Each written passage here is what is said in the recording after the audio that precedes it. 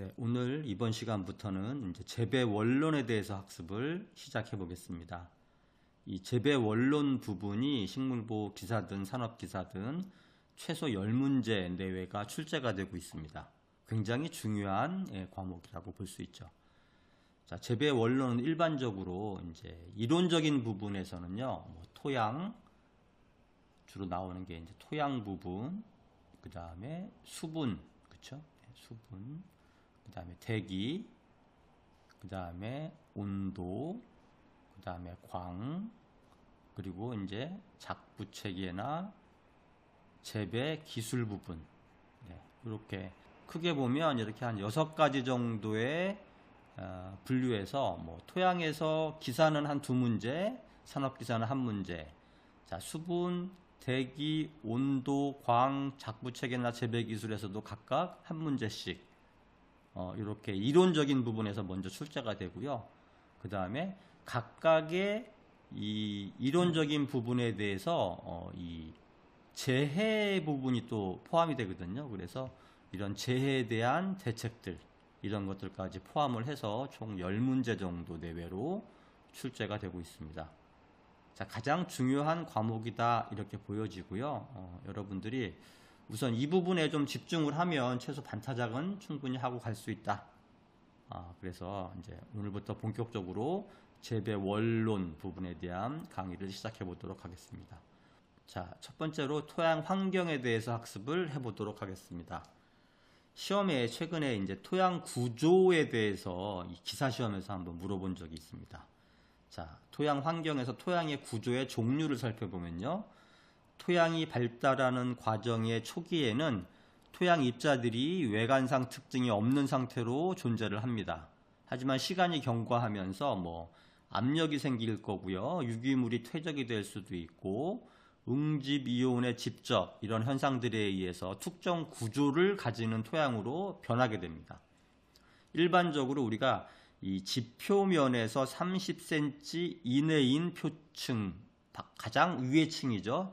이 표층의 토양에서는 토양의 형태가 구형의 입상과 판상의 구조로 발견이 됩니다. 이 그림에서 보시면 이 표층이 30cm 내외 이 부분이잖아요. 네, 이 부분에서는 주로 구상과 판상의 형태가 보인다. 구상이라는 건 동그란 모양, 판상은 평평한 모양, 이런 의미죠. 자, 그 다음에 30cm부터 1m 이내의 이 심층 토양에서는요, 자, 괴상의 구조가 발견이 됩니다. 그리고 1m 이하의 깊이, 아주 깊은 곳에서는 이 결정주가 발달된다. 여기 보시면 이 아래쪽은요, 이 각주상이라 그래서 이 결정주, 기둥이죠. 기둥 형태의 모양이 나타난다. 이렇게 크게 보면 표층, 심층, 기층으로 구분해 볼 수 있습니다. 자, 토양 구조의 여러 형태를 보시면 먼저 입상이죠. 네. 입상은 여러분들 입재 분재할 때 그 생각을 하시면 돼요. 이 가루들이 좀 이렇게 모여서 알갱이로 된 형태를 우리가 입상이라고 하고요. 그 다음에 여기 분상은요, 그냥 가루 형태를 우리가 분상이라고 하죠. 그 다음에 각괴상은요, 이렇게 각이 있는, 그쵸? 예, 각이 있는 구조로 된 이런 상태를 각괴상이라고 하고, 아각괴상은 각이 없는 형태. 그 다음에 각주상은요, 이 기둥의 형태. 그런데 이 각이 있다. 이게 이제 각주상이고요. 원주상은 기둥의 형태인데 각은 없다. 그쵸? 네, 이런 형태를 우리가 원주상이라고 구분을 합니다. 이제 먼저 이 토양의 구조에서 구상구조, 우리 조금 전에 설명을 드렸죠. 입상, 입재와 형태와 같은 알갱이 구조, 네, 동그란 알갱이 구조를 우리가 구상구조 또는 입상구조라고 합니다. 자, 구상구조는 입상구조라고도 하며 주로 유기물이 많은 표층토에서 발달이 됩니다. 우리 앞에서 봤죠? 이게 표층토죠. 네, 그래서 30cm 이하의 표층토에는 주로 구상, 입상이라고도 하는데 이런 구조들이 많다. 입단이 일반적으로 구상을 나타낸다. 원의 형태다, 동그랗다, 이런 의미고요. 이 입상 구조는 초지나 지렁이와 같은 토양동물의 활동이 많은 토양에서 주로 발견이 됩니다. 그 다음 입단의 결합이 약해서 토양관리 방법이나 강수 등의 조건에 따라 쉽게 부서지는 특성이 있어요. 가장 표토층에 있는 입상들은 부서지는 특징이 있다. 그리고 이 입상 구조라는 거는요, 외관이 거의 원의 형태, 구상이고 유기물이 많은 건조한 곳에서 주로 생성이 되고 그 모습은 둥글고 직경이 1cm 이하의 작은 입단으로 되어 있다. 작토 및 표토에서 주로 많이 분포한다. 다공질의 경우에는 빵조각 구조다. 이 구조는 인위적인 영향을 받아 파괴가 되기도 하고 발달도 된다. 자, 이렇게 우리가 구상, 가장 이 표층에 있는 구상 구조, 입상 구조에 대해서 살펴봤고요. 그리고 두 번째는 그 입상 구조 밑에 있는 이 판상 구조, 평평한 이런 구조를 말하는 거죠. 네. 판상 구조는 접시와 같은 모양이거나 수평 배열의 토개로 구성된 구조입니다. 토양 생성 과정 중에 발달하거나 인위적인 요인에 의해서 만들어집니다. 따라서 모재의 특성을 그대로 간직하고 있는 것이 특징이며 물이나 빙하 아래에 위치하기도 합니다. 자, 판상 구조는 우리나라 논토양에서 주로 많이 발견이 됩니다. 판상 구조가 우리나라 논토양에서 발견이 된다. 논토양에서는 이 경운은 약 15cm 깊이에서 이루어지고 오랫동안 경운하는 경우에는 점토 입자가 15cm 밑에 이동해서 집적이 돼요. 그리고 압력에 의해서 다져지게 되겠죠. 이러면서 이 토양의 구조가 판상 구조가 되는 겁니다. 판상 구조는 용적 밀도가 크고요. 그 다음에 공급률이 급격히 낮아지기 때문에 대공급이 없어집니다. 밀도가 높아지기 때문에 그렇죠. 따라서 수분의 하향 이동이 어려워져요. 이게 지금 문제가 되는 거죠. 수분의 하향 이동이 불가능해지고 뿌리가 밑으로 자랄 수 없게 만들어서 벼의 생육이 나빠진다. 이런 특징이 있습니다. 우리나라에서는 경반층이라고 하고요. 판상 구조를 없애기 위해서 깊이가리, 심경을 권장하고 있는 상황입니다. 네, 판상 구조를 다시 정리해 보면 토양의 입자가 판자상 또는 렌즈상으로 배열되어 있고 습윤 지대의 A층에서 가장 위에 있는 층에서 주로 발달이 되고요. 논토양의 작토 밑에서 주로 우리가 흔히 볼 수 있다. 토양 수분의 수직 배수가 불량해서 습답을 주로 이룬다. 그래서 논 같은 경우는 대부분 이 바닥 밑에가 판상 구조로 되어 있다. 자, 그다음 괴상 구조에 대해 살펴보겠습니다. 괴상 구조는 이제 그 밑에 있는 또 층이죠. 괴상 구조는 배수와 통기성이 양호합니다. 그래서 뿌리의 발달이 원활한 심토층에서 주로 발달이 됩니다. 입단의 모양은 불규칙하지만 대개 육면체로 되어 있어요. 그래서 입단 간의 거리가 5에서 50mm로 떨어져 있고요.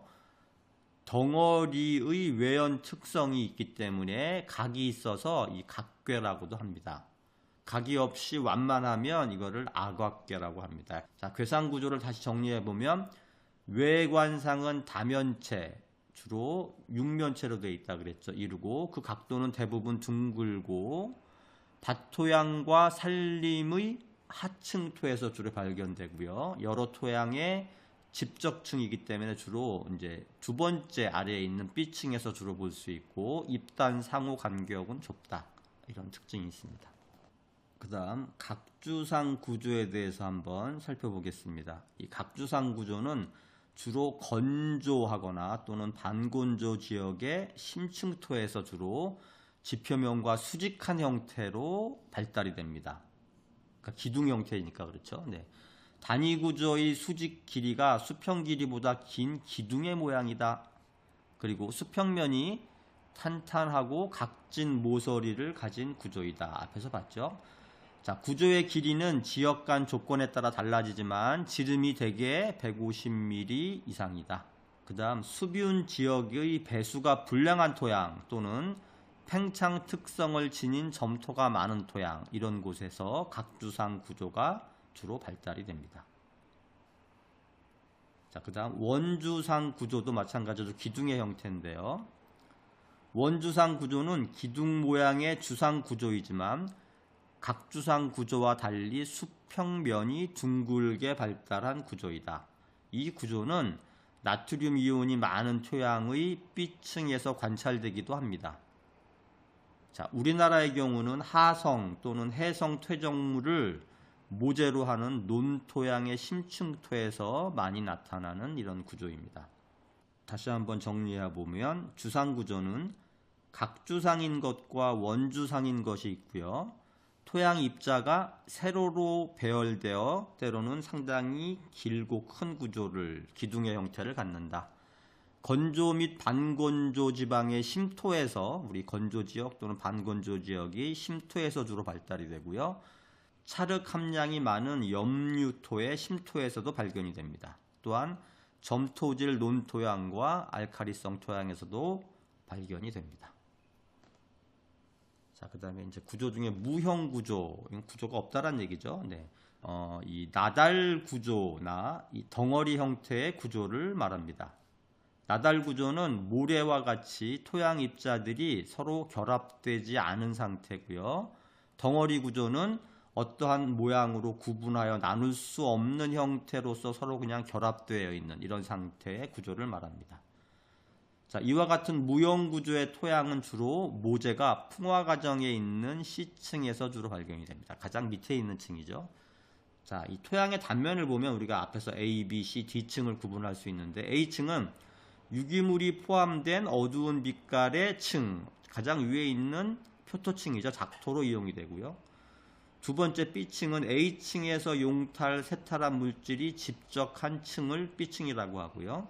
C층은 토양 생성 작용을 받지 않는 층, 지금 앞에서 봤던 무형구조 같은 층이고요. 네 번째 가장 밑에는 D층은요, 화강암, 사암, 석회암 등의 고결암으로 된 층을 우리가 D층이라고 합니다. 그래서 토양의 단면을 이렇게 잘라보면 A, B, C, D층으로 우리가 구분을 해볼 수도 있다.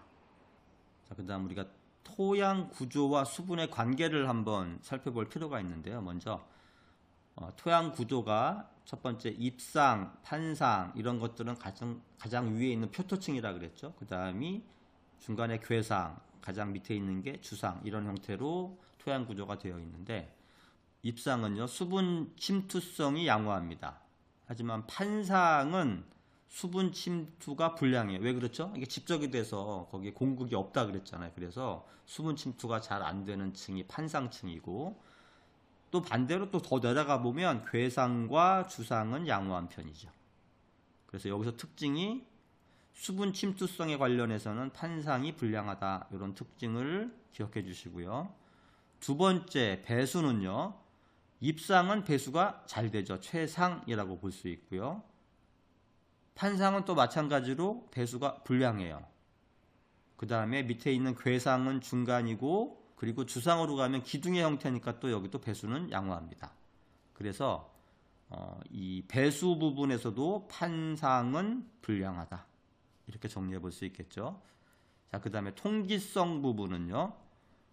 입상 구조니까 입단을 형성하고 있으니까 입상은 최상이다. 이렇게 볼 수 있고요. 판상은 통기성이 또 불량합니다. 그리고 괴상은 중간이고요.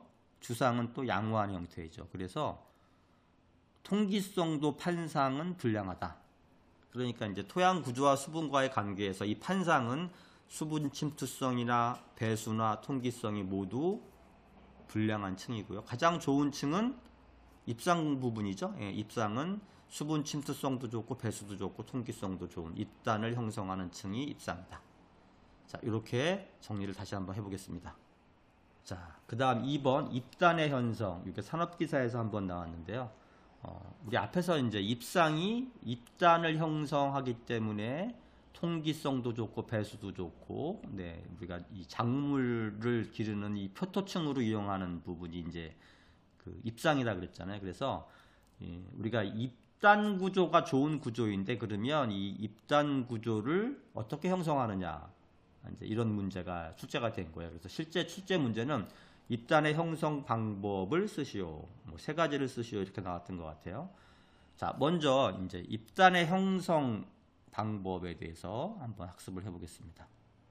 자, 입단 구조는 토양의 단일 입자가 결합을 해서 2차 입자로 되고 다시 3차, 4차 등으로 집합을 해서 입단을 구성하고 있는 구조를 우리가 입단 구조다라고 얘기를 합니다. 경작을 하는 동안에는 입단이 끊임없이 파괴가 되겠죠. 그래서 다음의 방법으로 입단의 형성과 발달을 꾀해야 된다. 자, 입단을 형성하는 방법 첫 번째, 유기물과 석회를 시용해야 된다. 자, 유기물이 분해될 때에는 이 미생물에 의해 분비되는 점질물이 토양의 입자를 결합시켜 주고요. 입단이 형성이 되게 됩니다. 자, 그리고 석회는 유기물질의 분해를 촉진하고요. 칼슘 이온 등의 토양 입자를 결합시키는 작용이 있어요. 그래서 유기물과 석회를 이용해서 입단을 형성할 수 있다. 두 번째는 이 콩과 작물의 재배도 입단을 형성할 수 있는 방법입니다. 콩과 작물인 클로버, 알팔파 등의 콩과 작물은 잔뿌리가 많고 석회분이 풍부하기 때문에 또한 토양을 잘 피복하게 해서 입단 형성을 조장하는 효과가 있어요. 그래서 클로버나 알팔파 같은 콩과 작물을 이용해서 재배를 하면 입단이 형성이 된다. 자, 그래서 우리가 윤작을 하죠. 그래서 한 반에는 콩과 식물을 심고 한 해는 또 다른 식물을 심고 이렇게 해서 윤작을 하게 되면 약간 비료 성분도 있고 입단을 형성하는 데도 도움이 된다. 이런 의미입니다. 자, 그리고 토양 계량제를 시용한다. 크릴륨이나 아크릴, 소일 등을 시용을 하면 입단 형성에 도움이 된다.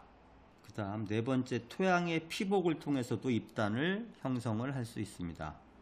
자, 토양을 피복하거나 피복작물을 재배한다. 그러면 유기물을 공급을 할 수 있고요. 식토의 건조와 비바람의 타격 또는 토양 유실을 막아서 입단을 형성하고 유지하는 데 효과가 있습니다. 우리가 주로 이제 피복작물로는 여름용, 겨울용 이런 것들이 있는데요. 여름용 피복작물은 메밀이나 뭐 클로버, 그 다음에 콩, 동북콩, 완두 이런 것들이 여름용 피복작물이고요. 겨울에는 뭐 귀리, 그 다음에 호밀, 뭐 이런 것들, 밀, 주로 밀이죠. 네, 밀 같은 것들이 겨울에 피복작물로 이용이 된다. 자, 밑에 보시면 이제 입단의 파괴 부분이 있는데요. 그러면 왜 입단이 파괴가 되느냐, 어떤 이유에서 주로 입단이 파괴가 되느냐, 이제 이런 부분의 설명입니다. 형성된 토양 입단은 영구적인 게 아니죠. 계속 파괴가 되는데 아래의 원인들에 의해서 끊임없이 파괴가 됩니다. 첫 번째, 입단은 경운에 의해서 파괴가 돼요. 경운을 하면 토양 통기가 좋아지기는 하지만 부식이 분해돼서 입단이 파괴되기도 합니다. 그리고 두 번째는 입단의 팽창 및 수축의 반복. 자, 이 팽창입니다. 팽창 및 수축의 반복으로 입단이 팽창되고 또 수축되고 이걸 반복하면 입단이 파괴될 수 있다. 밑에 보시면 습윤과 건조, 수축과 융해, 고온과 저온 등에 의해서 입단이 팽창되거나 수축하는 과정을 반복해요. 이러면 입단이 파괴될 수 있다. 자, 그 다음 비와 바람에 의해서도 입단이 파괴된다.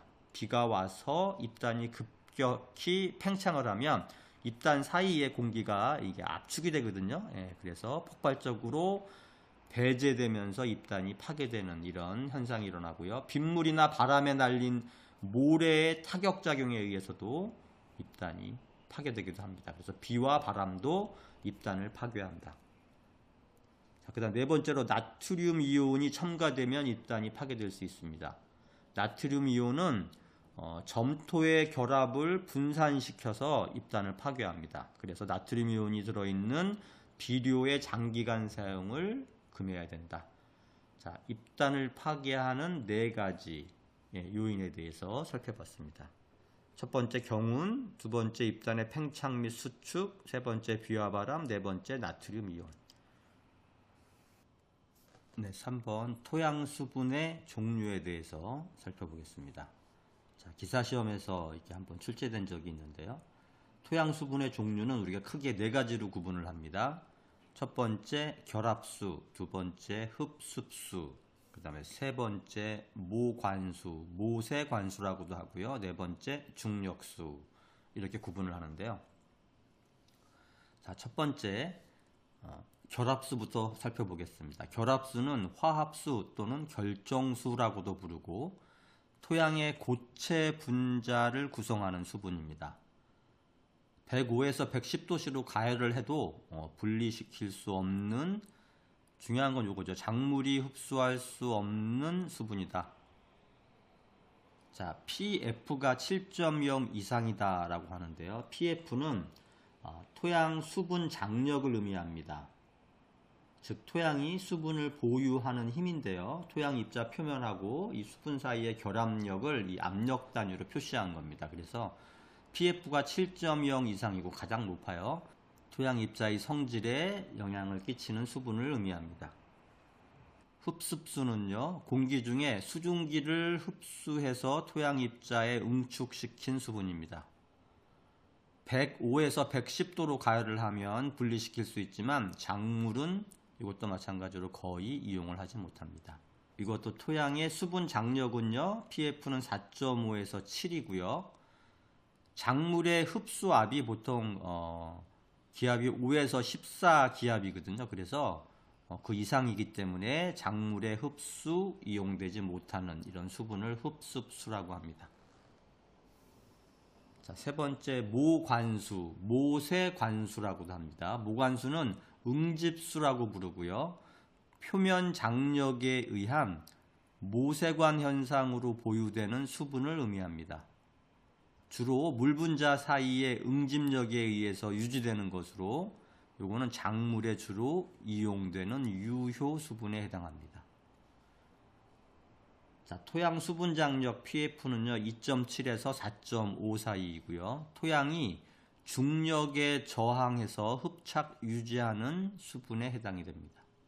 자, 그래서 가장 중요한 건 이 모관수겠죠. 그 다음 중력수는요 자유수라고도 부르는데요. 중력에 의해서 토양층 아래로 내려가는 수분을 의미합니다. 그래서 대공극을 자유롭게 지나고요. 이 모관수의 근원이 되는 이런 수분을 중력수라고 합니다. 수분 장력은 토양의 수분 장력은 0에서 2.7로서 이것도 작물에 이용이 가능합니다. 그래서 위에 있는 모관수와 중력수는 작물에 이용이 가능한데 주로 모관수가 작물이 주로 이용하는 유효 수분이다. 이렇게 정리를 해보겠습니다. 자, 그 다음 네 번째 토양의 수분 항수에 대해서 학습을 해보겠습니다. 우리가 토양 수분의 항수의 각각의 의미를 좀 정리할 필요가 있는데요. 여기서 보시면 총 4가지 정도의 개념이 나옵니다. 첫 번째 최대 용수량, 그 다음 두 번째 포장 용수량, 세 번째 초기 위조점, 그 다음에 영구 위조점, 이런 항수에 대한 개념을 좀 정리를 해보겠습니다. 첫 번째 최대 용수량은요, 토양의 하부를 물속에 담그면 이 수분이 모관 상승을 하겠죠. 그래서 이 모관 상승을 하는데 이때 수면 위에 10mm의 높이까지는 토양 수분의 함량이 거의 일정합니다. 그래서 모관수가 최대로 포함된 상태가 되는 거죠. 이 점을 최대 용수량이라고 합니다. 그러니까 다시 얘기하면 여기 이 모관수가 최대로 포함된 상태인 수분의 함량, 이거를 우리는 최대 용수량이라고 한다. 이 PF는요, 토양의 수분 장력은 0에 해당한다. 이렇게 정리를 해보겠습니다. 자, 두 번째는 포장 용수량에 대해서 살펴보겠습니다. 포장 용수량의 개념은요, 수분이 포화된 상태의 토양에서 증발을 방지하면서, 일단 포화된 상태에서 증발을 방지하면서 중력수를 완전히 배제하고 남은 수분의 상태, 이거를 우리는 포장 용수량이라고 하고요. 표면 장력 PF는 2.5에서 2.7 정도에 해당하고요. 그래서 이 포장 용수량을요, 우리는 최소 용수량이라고도 합니다.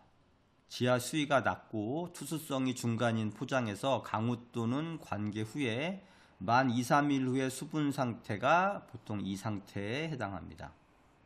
그리고 이 포장 용수량 이상은 이 중력수이기 때문에 오히려 토양 통기를 저해하는 특성이 있고요. 작물 생육에도 해롭습니다.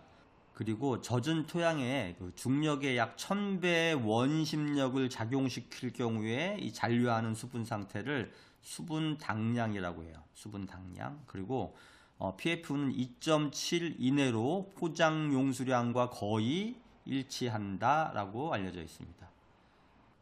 그 다음 초기 위조점의 개념을 살펴보겠습니다. 초기 위조점은요, 생육이 정지하고 하위엽이 위조하기 시작하는 이런 토양의 수분 상태를 우리는 초기 위조점이라고 합니다. 처음에 이제 마르기 시작하는 이런 점이란 얘기고요. PF는 약 3.9 기압으로는 8기압에 해당이 됩니다. 그리고 영구 위조점이란 개념이 있는데요. 위조한 식물을 포화습도의 공기 중에 24시간 방치를 해도 회복이 되지 못하는 위조, 이런 거를 우리는 영구 위조라고 하고요. 영구 위조를 최초로 유발하는 토양의 수분 상태를 영구 위조점이라 한다. 자, 이때 그 PF는요, 4.2에 해당이 됩니다. 자, 여기서는 이 영구 위조점에 대한 개념이 좀 중요하죠. 네. 자, 유효 수분과 무효 수분을 구분해 보면 유효 수분은 영구 위조점이요, 4.2라고 했죠. 4.2에서 포장 용수량인 2.5에서 2.7 사이의 토양 수분을 우리는 유효 수분이라고 합니다. 그래서 주로 이 식물 생육에 이용되는 수분을 유효 수분이다.